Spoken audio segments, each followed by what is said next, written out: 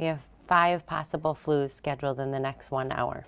Dr. Lauren Kuick in Orchard Park is just one of the many pediatricians who are seeing the impact of the flu crisis. You know, healthy, regular kids can die of flu, and our flu shot may not be perfect. It's 30 to 35%, but it's better than 0. Hearing about the death of 10-year-old Nico Malozzi, who died from complications caused by the flu after being in Buffalo for a hockey tournament last weekend, Dr. Kuick felt she needed to speak out because there are still too many parents who do not understand how important it is to have their children vaccinated against influenza. Almost 90% of kids who die of flu don't get their flu shots, and I just think it's really important that people get their flu shots. Being a mother of 3, Dr. Kuick knows firsthand what it is like to have a sick child with influenza. Last February, my then 7-year-old got influenza.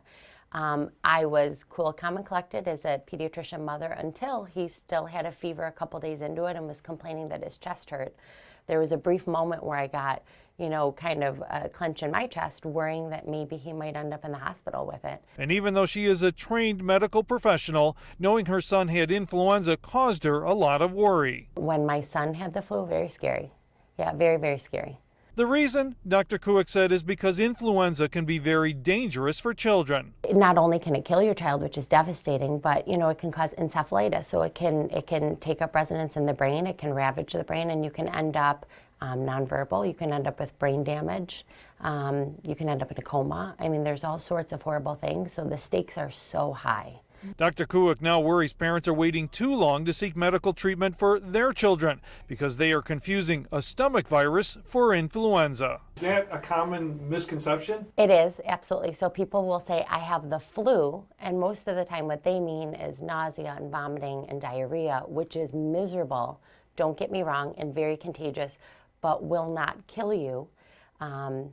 Unless you're, very young and get dehydrated and have other things that are going on. But the flu that we're talking about for a flu shot is influenza, which is fevers, chills, body aches, sore throat, sweats. And that can deteriorate into pneumonia and respiratory illness, and people can end up on ventilators and they can die. While this Orchard Park doctor knows some parents have concerns about vaccinations, she reminds them that, as a mother herself, she had her own kids vaccinated because she believes it was protecting their lives. They might say, I don't believe in flu shots. Sometimes in my head I think, well, I don't believe in children dying. And I also tell them, for you, that's okay if you personally decide you don't want the flu shot, but the stakes are too high for your child, and children are at such high risk. If I got the flu, I would feel miserable. I would not probably die. Kids that are healthy can die of the flu. Her practice is seeing a steady stream of sick patients, and Dr. Kuick and her staff have implemented strict cleaning procedures to make sure flu germs are not spread. Everything from frequently sanitizing stethoscopes to wiping down computers.